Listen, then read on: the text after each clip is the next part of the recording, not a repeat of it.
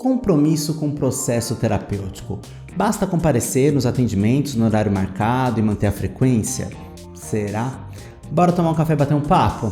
Olá, eu sou Rodrigo César e você está no meu canal. Para quem está chegando agora, receba as minhas boas-vindas. Para quem está voltando, boas-vindas novamente. Eu sou Rodrigo César, sou psicólogo junguiano e também ator e dramaturgo. E aqui no canal a gente sempre fala sobre arte, cultura e comportamento, mesclando todas essas minhas paixões. Quero falar com vocês algumas novidades que estão por vir. Eu vou lançar um site, o rcesar.com.br. Esse site está sendo feito pelo Pietro, que é meu amigo e está prestando essa consultoria também.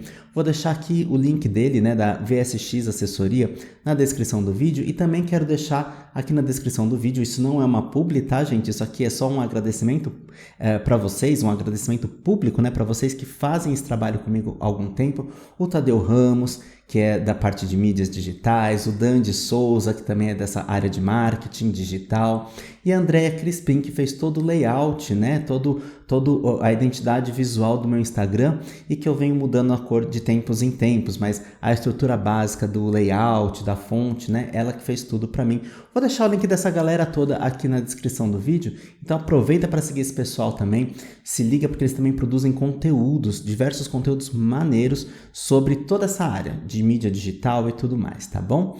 Mas então vamos ao que interessa, porque a gente tem muito que bater papo sobre compromisso com a terapia. Bom, a gente sabe, que os psicólogos possuem diversas abordagens, diversas metodologias, diversas formas de trabalhar quando a questão é o compromisso do paciente para com o processo terapêutico, E isso também tem muito a ver com a visão de mundo de cada um dos profissionais ou de cada abordagem que esse profissional adota.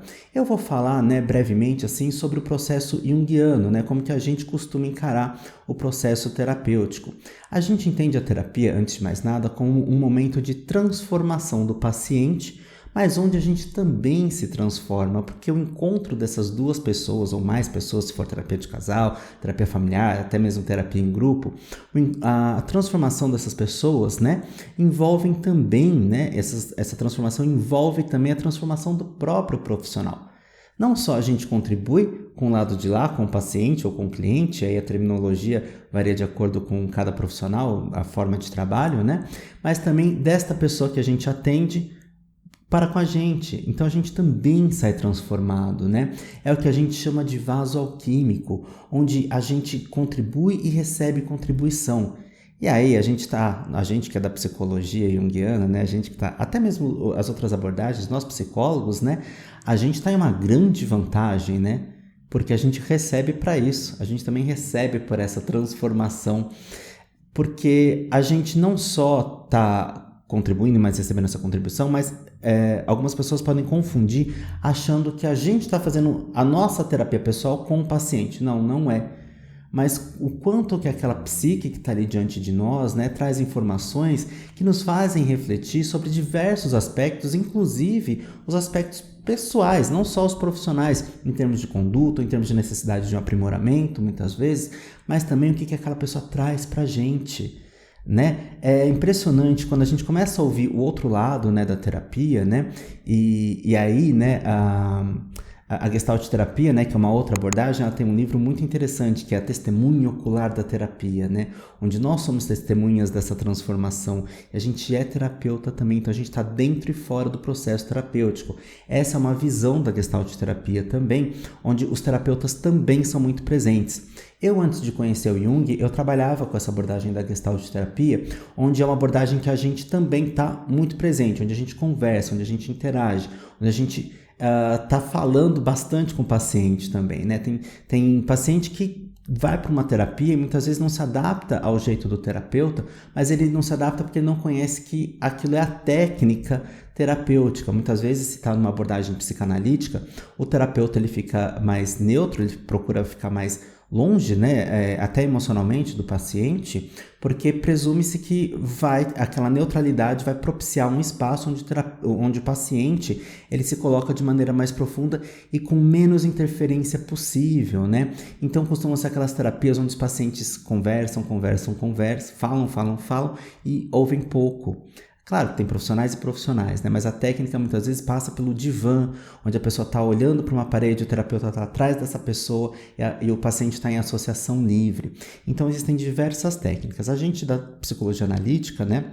A Gestalt terapia coloca que ela é dialógica, baseada no diálogo. A gente da psicologia analítica, né, do Carl Gustav Jung, né, ou Carlos Gustavo, como eu brinco, porque às vezes é muito difícil falar Carl Gustav, né? O Carlinho Gustavo, né, nosso Jung, né, ele coloca que a psicologia analítica ela é dialética, ela vai para esse diálogo, né, ela vai também para essa conversa, para essa interação. E a gente está presente também. Então, para quem é psicólogo entender, né, e que não conhece muito de Jung, a abordagem psicanalítica ela trabalha a transferência. Nós, junguianos, trabalhamos na transferência. Nós estamos ali no processo junto o tempo todo. Né? Então, assim, é questão de técnica. Mas estou te falando tudo isso porque algumas pessoas, né, têm por conduta, e não está errado, tá? É só uma forma de ver o mundo, devolver para o paciente assim. Quando a pessoa falta bastante, ou chega muito atrasado, ou fica remarcando, pulando bastante sessões, ou até mesmo atrasa o pagamento, né? Os colegas, eles costumam dizer assim, antes de mais nada, a terapia é um compromisso com você mesmo. E de fato é. A terapia é o espaço onde a pessoa está ali por ela mesma, né? Onde ela está se dedicando o tempo, onde ela está dedicando ali um espaço para falar sobre as questões mais íntimas, sejam as alegrias, as tristezas, as angústias, os medos e tudo mais que é dito em terapia. Mas eu costumo dizer o seguinte para os meus supervisionandos, para os meus alunos, né? Porque é uma questão de conduta mesmo.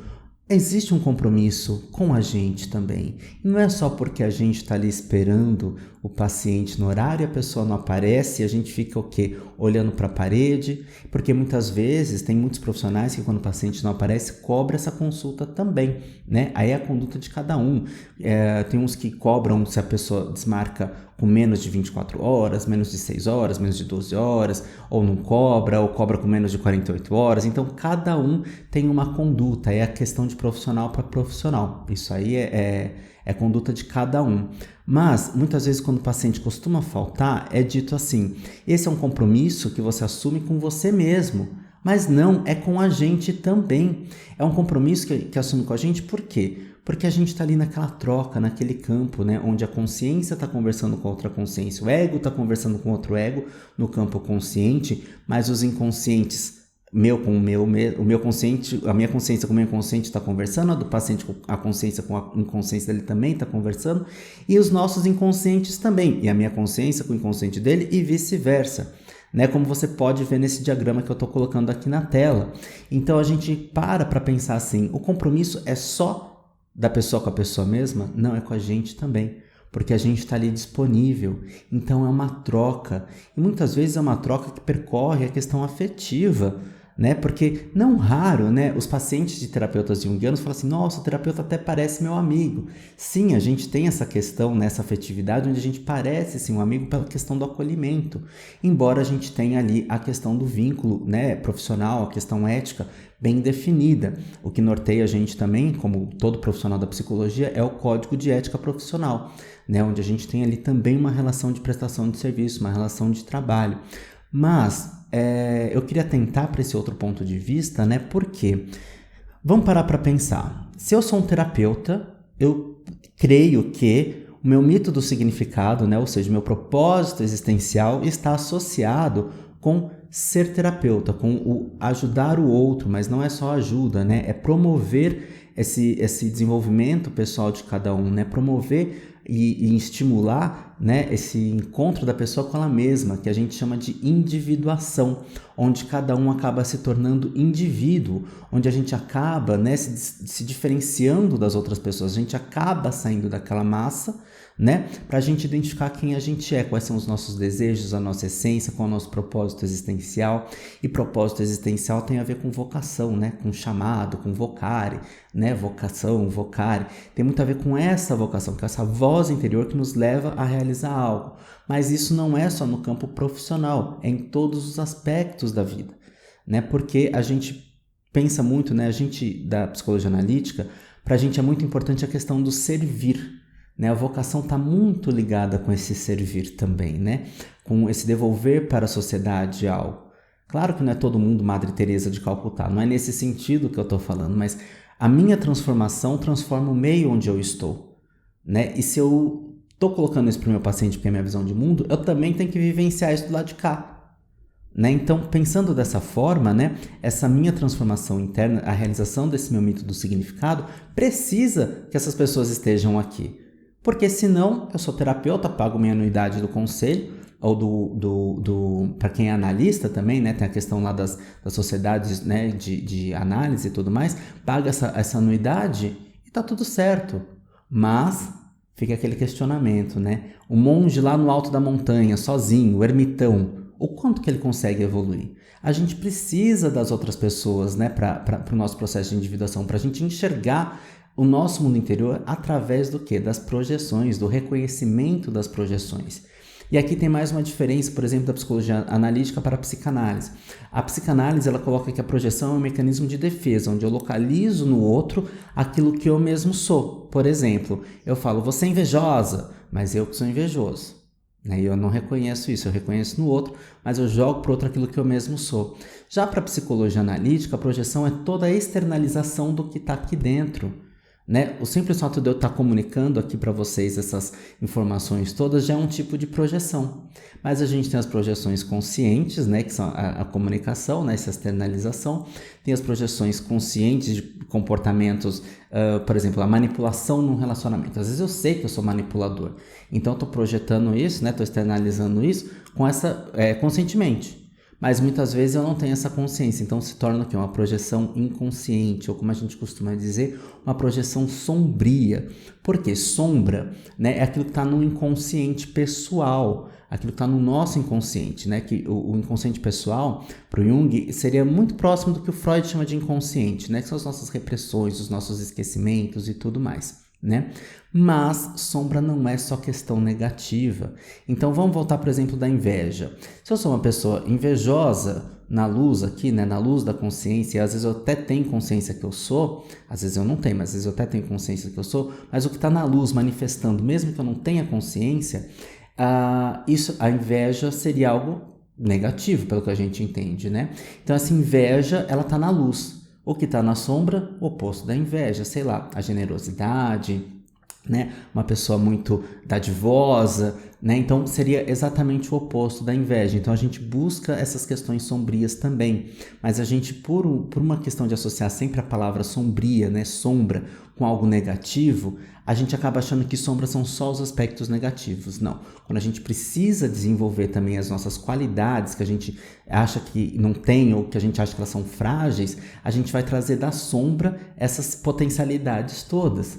E viver, né, o processo de individuação é a gente trazer para a nossa consciência, né, todas as nossas potencialidades, não só de características comportamentais, mas também as nossas potencialidades em relação ao que a gente quer ser quando crescer. Né? E que a gente às vezes vai retomar o que eu quero ser quando crescer, já bem depois de maduro, né? Lá na meia-idade, quando surge uma crise existencial que se chama metanoia, né? Temos um vídeo aqui no canal sobre metanoia, que é o vídeo mais visto do canal. E uma fofoca, ele nem é o melhor vídeo em termos de qualidade de áudio e imagem, mas ele é o mais visto do canal até hoje, porque o pessoal está se identificando bastante. Né? Eu sei que o meu público aqui do canal está nessa faixa etária, né, da crise da meia-idade. Mas, Rodrigo, quando que é a crise da meia-idade? Antigamente, o Jung colocava que a crise da meia-idade, né, se dava ali por volta dos 45, 55 anos, né? Mas hoje a gente tem notado, né, no consultório que essa crise se antecipa. E às vezes, o James Hillman, né, ele coloca que essa crise se dá quando tem essa questão dessa inversão. né? Porque a pessoa passa a primeira metade da vida pensando muito mais no construir, muito mais no ter do que no ser. Só que hoje a gente também identifica aspectos na metanoia que são um pouquinho inverso, porque as pessoas já estão mais conscientes do ser, mas elas não conseguem construir o ter, né? Então assim, aí entra na crise da meia-idade, porque tudo aquilo que eu gosto de ser, eu não consegui empreender, eu não consegui ter um sucesso profissional. Temos vídeo sobre sucesso profissional aqui também. Vou deixar esses links todos aqui na descrição. Mas aí essa crise surge, né, como uma forma de você atentar para a sua integração de opostos. Então, se eu estou me sentindo aqui, por exemplo, no fracasso, né, eu tenho dentro de mim também o sucesso. Então, como que eu vou buscar esse sucesso? Sem meritocracia, tá? Esse canal é contra a meritocracia. Então, como que eu posso buscar esse sucesso? E repensar também o que é o sucesso. Eu vou deixar aqui na descrição do vídeo também um link para o vídeo do Valdemar Magaldi, meu querido mestre lá do IGEP, do Instituto Jungiano de Ensino e Pesquisa, onde ele fala sobre o fracasso e o sucesso. Ele também fala sobre isso, é um tema bem interessante, vale a pena assistir.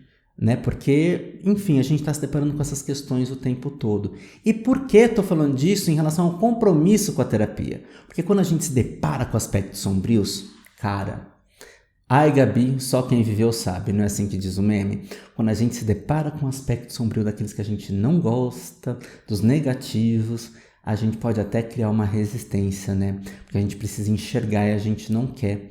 E a gente começa a faltar, né? Só que a gente também precisa às vezes de um tempo para aquilo decantar, mas muitas vezes sim, a gente está ali em processo de resistência, e esse processo de resistência só atrapalha o processo terapêutico e vai se manifestar onde? Muitas vezes nas faltas consecutivas, né? Nos atrasos frequentes, nas remarcações, né? Remarca, essa semana eu não consegui, deixa para a próxima, né? Mas eu tentei remarcar, mas eu não consegui. Né? A gente não dedicar um tempo para aquilo, hoje eu tô sem tempo, né? Essa semana eu não vou conseguir porque surge um monte de imprevisto, então tudo é mais importante. Eu sei que exceções acontecem, mas a gente precisa também entender que a gente tem um inconsciente ali nos auto-sabotando, né? O inconsciente é nosso e a autossabotagem, ela é auto, né? É nominal e intransferível, ela é nossa para com a gente mesmo. Então, como que a gente pode ir conhecendo esse mecanismo de autossabotagem? Porque não adianta só falar assim, você está se autossabotando. Beleza, eu sei disso. Mas como é que eu posso diluir esse complexo da autossabotagem, né, entendendo como que ele vem, para que ele serve, né? Não por quê. Uma outra questão da psicologia analítica é, a gente não vai buscar muito o porquê as coisas acontecem, mas o para que essas coisas acontecem. Qual a finalidade dessas coisas. E essas coisas acontecem para quê? Para a nossa transformação, para o nosso amadurecimento, para a gente fazer uma revisão da nossa própria vida constantemente, para a gente olhar para dentro, né? Então, esse compromisso com a terapia é sim com a gente, né? Por exemplo, é sim um compromisso do paciente para com ele mesmo, do cliente para com ele mesmo, mas também é para com a gente, porque a gente está ali, a gente também precisa dessa troca, né? E sim, é uma sacanagem quando a gente fica esperando o paciente, não adianta só pagar, né? A gente também se frustra com isso, porque o processo é alquímico, o processo é uma troca de ambas as pessoas, né? Ou de todas as pessoas que estão ali envolvidas, né? É um encontro, e aí a gente olha para quê? Para as sincronicidades desse processo, né? Para as expressões criativas desse processo, que a expressão criativa não é só arte, terapia de desenho, né? Tem muitas possibilidades de expressão criativa no campo da arte terapia também, né? Até a escrita literária, né? Dramaturgia também, poesia, dança, música, muitas são as formas de expressão, né? E quando, por exemplo, alguém traz aconteceu recentemente comigo, né? Um rapaz lindo que eu gosto muito dele, ele trouxe um texto tão lindo para mim, tão lindo, que quando ele mandou o texto no início da sessão, eu falei assim, me dá um segundo. Botei esse microfone aqui, porque ele traz um som diferenciado, né? Como vocês podem perceber, é um som mais acolchoado, né? Mais aveludado do que o microfone simples do fone de ouvido, né? Então botei esse, fechei a câmera e fiz a apresentação, a leitura dramática daquele texto para ele. Ele ficou encantado, porque ele só tinha trazido uma redação, né? Ali só tinha, ou melhor, um desabafo. E quando eu li para ele, aquele texto ganhou vida e ele entendeu que aquele texto tem uma potência para virar até dramaturgia, seja ela para teatro, para vídeo, o que for, um roteiro, o que for. Né? Então, o quanto que de repente aquele texto também me transformou, porque a temática, embora seja uma temática muito própria dele, é uma temática que serve de sabedoria para eu aplicar na minha própria vida, mas também para eu levar para outras pessoas. Não necessariamente o texto, mas a essência, a simbologia daquilo que eu captei. Porque essas expressões criativas, elas se formam ali no campo terapêutico também, porque elas simbolizam, elas formam um símbolo. E símbolo, muitas vezes, a gente não consegue traduzir em palavras, porque o símbolo é muito amplo. O símbolo é gigante, né? E o processo terapêutico é um processo com o próprio simbolizar e o próprio simbolizar do terapeuta e de ambos. Porque ambos estão contribuindo. Quantas vezes a gente não contribui para o processo terapêutico com as nossas próprias metáforas, com o nosso próprio, com a nossa própria experiência? Não é exemplo, né? Exemplo parece que a gente está certo, até anti-exemplo, né? Mas com a nossa própria experiência, porque a gente está possibilitando o quê? Uma ampliação. A gente não reduz a uma causa de origem, né? O porquê. A gente vai para o para quê. Então a gente vai construindo junto, a gente vai tecendo junto, a gente vai puxando fios e tecendo junto. Então por isso que é o compromisso terapêutico é com a própria pessoa e com a gente também, e vice-versa. E aí eu falo com os colegas de profissão, o quanto que a gente também está comprometido com o próprio processo da nossa própria terapia, mas da nossa própria análise, mas também com o próprio exercer a profissão.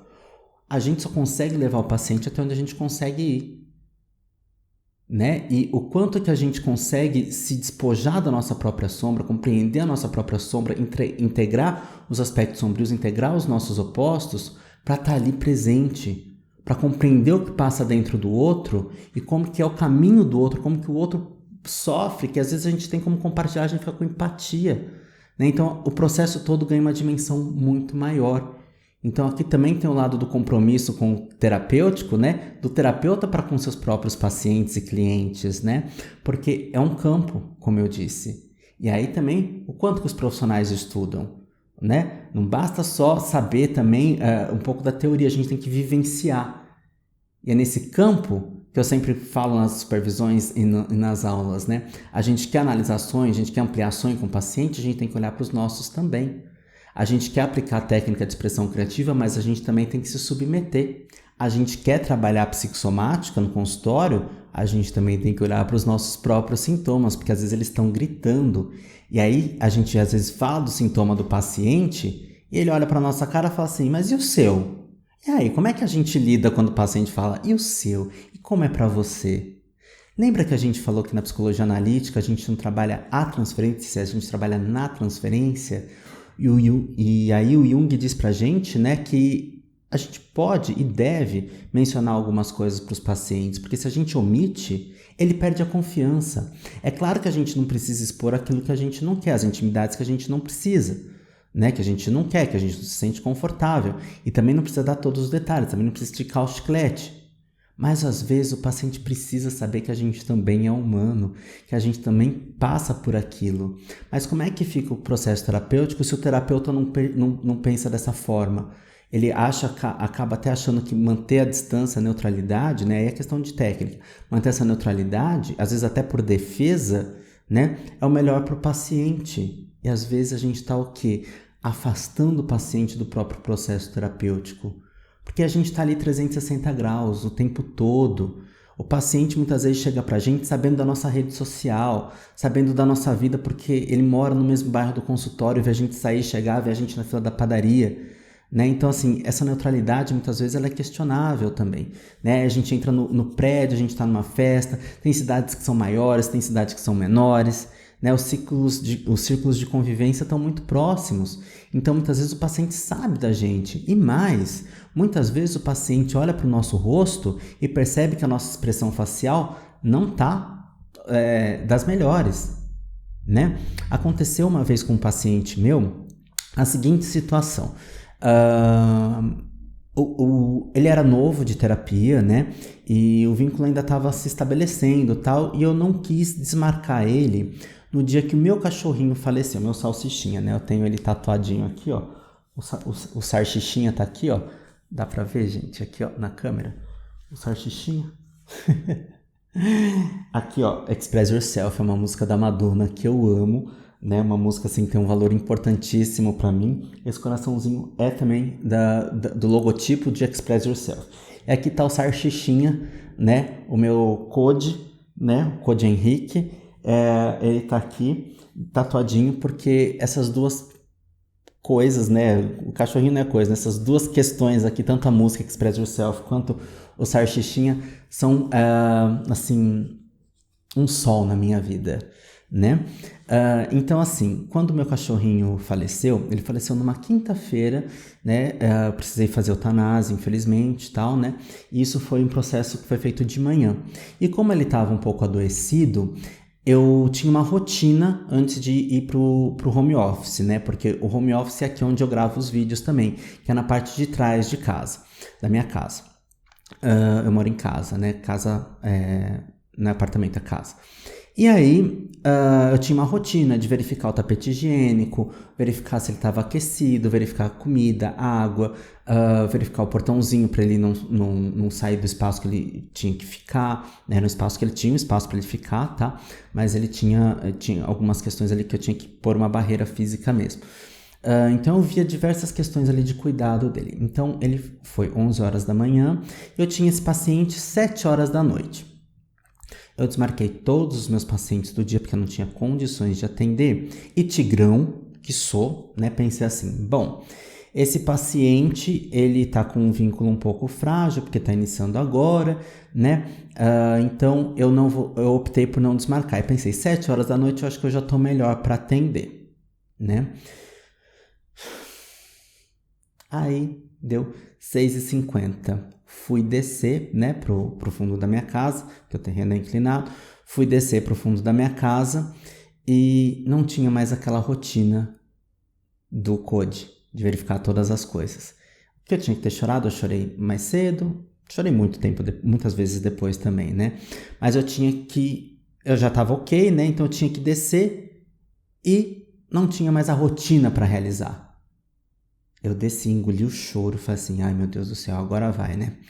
Cheguei, abri a câmera, né? Porque era videoconsulta, né? Teleconsulta. Abri a câmera e o paciente, o que você tem, Rodrigo? Eu não esperava isso vindo dele. Eu conheci há pouquíssimo tempo. O que você tem, Rodrigo?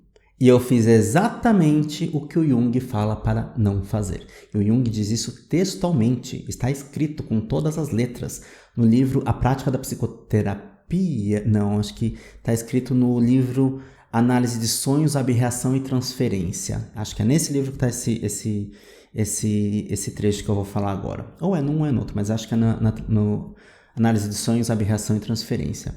Ou aberração, análise de sonhos e transferência, a ordem dos tratores não altera o viaduto, né? Mas é esse o livro. Enfim, o Jung diz assim, se o paciente pergunta se você não está bem, responde que não está bem, né? Porque senão ele perde a confiança e ele não vai se entregar para o processo terapêutico. Não estica o chiclete. Quer dizer, ele não diz essa parte de esticar o chiclete, isso daí é uma interpretação minha. Mas seja honesto, porque ele está vendo na tua cara, né?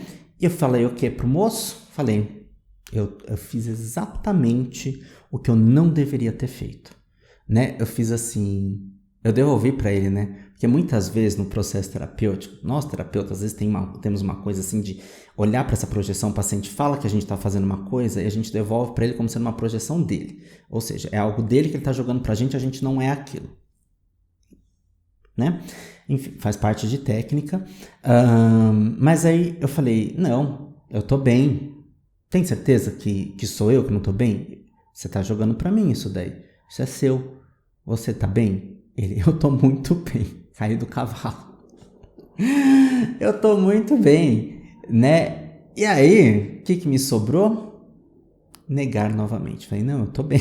Ele falou, Rodrigo, você não tá bem. Eu tô vendo que você não tá bem. E eu não esperava, como eu disse, eu não esperava isso vindo dele. Ele é um querido. Hoje, pra mim, ele é assim, uma das pessoas que, sei lá, palavras não expressam, mas ele olhou pra mim e falou de novo, você não tá bem. Eu respirei fundo e falei, desculpa, você tá certo, Eu fiz exatamente o que o Jung fala para não fazer, mas foi uma reação minha. Realmente eu não tô bem, meu cachorro faleceu. E contei brevemente o que tinha acontecido. Ele falou, vamos remarcar? Vamos remarcar. Remarcamos para o dia seguinte. E a partir dali, por incrível que pareça, o vínculo se fortaleceu. De alguma forma, porque ele viu que eu era humano e que eu também sofria. Talvez seja isso, talvez não, né? Sei lá por que o vínculo fortaleceu. Aí é uma fofoca minha e dele, terapêutica minha e dele, não diz respeito aqui pra vocês, mas o exemplo maior, esse eu podia dar, dentro do anonimato, tudo, né? Mas olha que interessante. Eu quase não me comprometi com o processo dele, porque eu quase não estava sendo verdadeiro. Quase não, né? Não estava sendo verdadeiro, né? E a partir do momento que eu fui o verdadeiro, a história foi outra, né? Então, assim, a gente como terapeuta também tem que olhar pra gente. Porque senão a gente acaba o quê? Projetando no nosso paciente as nossas questões. Aí a gente fica o quê? Muito inconsciente e jogando para o outro aquilo que é nosso. Então, a recíproca é verdadeira em questão de projeção. Nós, terapeutas, também temos uma subjetividade imensa que a gente também tem que olhar. E muitas vezes a gente não olha. Cansei de ver terapeuta. Olha, gente, eu vou te falar. Às vezes a gente senta e chora. Cansei de ver terapeuta que fala assim, eu não vou fazer terapia, eu vou fazer qualquer outra terapia, não desmerecendo as terapias alternativas e tudo mais, não é essa a questão, mas a pessoa quer se garantir só naquelas outras porque ela não quer fazer terapia. Mas ela vende a terapia, ou seja, ela vende o serviço psicoterapêutico, ela é terapeuta. E como que ela não acredita naquele próprio serviço que ela mesma está vendendo? Porque está em resistência, porque não quer enxergar, porque também é doloroso. Então a gente também precisa se desarmar, porque senão a gente fica muito armado. E como é que vai se dar isso no processo terapêutico? Como é que... Lembra que aquele gráfico que eu coloquei lá no começo? Vou colocar ele agora aqui de novo. Olhando aqui para os inconscientes, tá percebendo que a consciência do paciente está percebendo o nosso inconsciente e vice-versa? Então, quando o paciente está falando do processo dele de resistência, ou quando ele constelou nele a resistência, né? Também está na gente. Se está na gente e a gente está fazendo aquilo também, como é que vai ficar o processo terapêutico? A gente não é perfeito, a gente não tem que ser perfeito, a gente só precisa se trabalhar para estar o quê? Se desenvolvendo, fazendo o quê? O autoconhecimento, fazendo principalmente o quê? O processo de individuação. O Jung questiona um pouco essa questão do autoconhecimento, né? Porque o autoconhecimento muitas vezes fica ali só no campo da consciência, a gente precisa olhar para o nosso inconsciente também. Mas o nosso processo de individuação vai dando conta, né? Do conhecimento, de trazer da sombra, né? O nosso inconsciente pessoal, né? Trazer para a consciência, né? O nosso funcionamento psíquico, que está manifestado ali muitas vezes através dos complexos, né? É interessante essa questão toda. Então, assim, junguianamente falando, não dá para a gente só tratar o outro sem olhar para a gente também. Algumas técnicas psicoterapêuticas dá para fazer isso tranquilamente. Não é essa a questão. E não é uma melhor do que a outra, não. Como diz o Jung, domine todas as técnicas, conheça todas as teorias, mas quando estiver diante de uma alma humana, seja outra alma humana. Na verdade, o texto do Jung, vou revelar aqui para vocês que compartilham essa frase no Instagram, Facebook, redes sociais e afins. O Jung não disse exatamente isso, tá? Mas esse é um entendimento do que o Jung disse. Esse texto está na prática da psicoterapia. Depois eu posso localizar para vocês e colocar aqui na descrição do vídeo. Acho que eu coloquei em algum local isso já. Em algum vídeo já tem esse texto todo, ou em algum curso meu. Aliás, né, eu vou começar a gravar curso também para vocês aí. Então, em breve no site lá, que vai ser lançado em breve, vai ter a parte de cursos também. Eu já dou cursos, né, na R Santos, né, na RS Estudos, dou cursos de Jung lá também. Vou deixar a arroba deles aqui também. Então, o quanto que a gente está disponível para contribuir com o processo terapêutico. Eu vou dar um curso em breve, né, agora em outubro, sobre a mitologia dos orixás pela RS, né, Estudos, né, pela R Santos Estudos. Não sou da religião, mas eu quero entender sobre mitos, porque no nosso país, que é tão diverso em termos de religiões, né, temos várias pessoas que estão dentro da religião, então é interessante conhecer sobre esses mitos. Então, assim, na falta de outra pessoa junguiana que seja da religião, que fale até com mais propriedade, eu vou falar de mitologia. É um pouco diferente o enfoque, mas eu tô ali para abrir um campo, né? E eu vou ter um convidado, né, muito querido também, que ele vai contribuir em relação a isso também. Mas o que eu quero dizer é o quanto que a gente está disponível para compreender o ser humano. E aí eu faço um questionamento para os terapeutas que estão assistindo esse vídeo. Quando vem questão de religião e política no nosso consultório, como que a gente lida com isso? Porque as pessoas, elas agem de acordo, muitas vezes, com a questão religiosa, com a crença religiosa delas, né? E isso faz parte do movimento psíquico, do dinamismo psíquico daquela pessoa. E se eu afasto isso, porque eu não gosto de mitologia urubá, não quero saber de orixá, não quero saber disso ou daquilo, eu estou afastando o meu cliente, estou afastando o meu paciente, né? Aí me perguntaram assim, lá na postagem do curso, né? Pode falar sobre mitologia de orixá, psicólogo, em relação à questão do código de ética, né? Porque a gente teoricamente tem que ser neutro.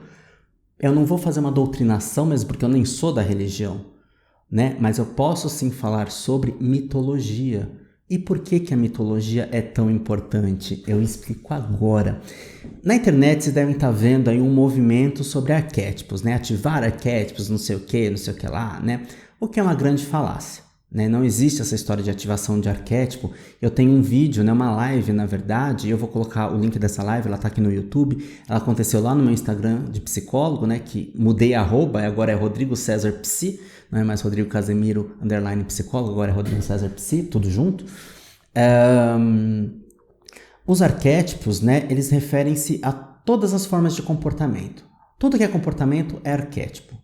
Então, esses arquétipos, eles estão onde na nossa psique? No nosso inconsciente coletivo, que Jung diz que isso é herdado de geração após geração. Então a gente recebe no nosso inconsciente coletivo todas as formas e formas universais de comportamento. Não é microexpressão facial, tá? Isso aí é outra história e a gente sabe que depende de cada cultura como cada microexpressão se é utilizada pelo ser humano. Mas os comportamentos em si, eles têm um padrão de como se fosse um script, como se fosse um passo a passo, né? Começa desse jeito, desenvolve desse jeito e chega ali, né? Então ele tem toda uma linearidade, às vezes é uma linha bem, né? Igual exame do coração, mas ecocardiograma, mas monitor cardíaco, mas, né, algumas coisas são universais. Então vamos falar de amor. Ai, que lindo amor, né? Amor, é bonitinho. Você tá ouvindo agora, então, provavelmente uma música do Manuel Carlos no Leblon, né? Com a novela de amor de Manuel Carlos.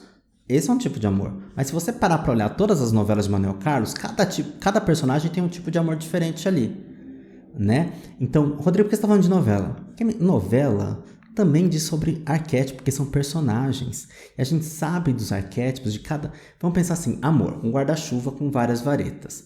Cada forma de expressar o amor pleno, o amor ágape, o amor fraterno, o amor ciumento, o amor com ódio, o amor, sabe, tem amor destrutivo, tem uma série de variações do amor, cada, né, vareta desse guarda-chuvão imenso aí com várias varetas. Cada forma desse amor a gente entende através de personagens míticos que estão ali na mitologia, nos contos, né, no folclore, na literatura, né? Pode estar também nas novelas, né? Então não existe o arquétipo de Cleópatra porque Cleópatra era rainha, ela não era personagem de folclore, de mito, de conto, né? Então não dá para ativar arquétipo. Porque o arquétipo é um comportamento, eu posso me inspirar para desenvolver, mas se eu fico identificado com uma figura arquetípica, por exemplo, eu vou fazer adoração a Afrodite. A Afrodite, deusa da beleza, do sexo, do amor, né? Ela tem ali a história dela. Tem a parte bacana, mas também tem a parte ruim. E se eu fico me inspirando muito nessa história da mitologia, né, da Afrodite, boto lá a fotinho de quem eu acho que é Afrodite, né, do desenho e tudo mais, porque, enfim, uma personagem mítica não tem foto, e mesmo porque na Grécia Antiga não existia máquina fotográfica. Se eu boto ali uma imagem, eu estou muito ligado a quem fez aquela imagem, consciente daquela pessoa que fez aquela imagem, e outra, eu posso buscar nessa imagem arquetípica os aspectos negativos e não tenho como frear. se eu tenho essa identificação. Então, o grande tchan da psicologia analítica é a gente se distanciar das imagens arquetípicas, né? A gente se distanciar da força dos arquétipos, né? Dessas imagens primordiais, e chegar no nosso próprio mito do significado, na nossa própria essência, né?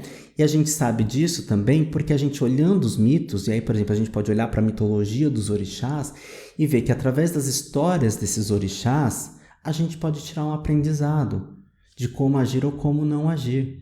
Então a gente não vai se aproximar, mas a gente vai se inspirar a transcender. Então, quando a Anísia da Silveira, a psiquiatra brasileira que revolucionou a arte-terapia, também foi ali, trocou conversas com Jung, esteve lá em Zurique também.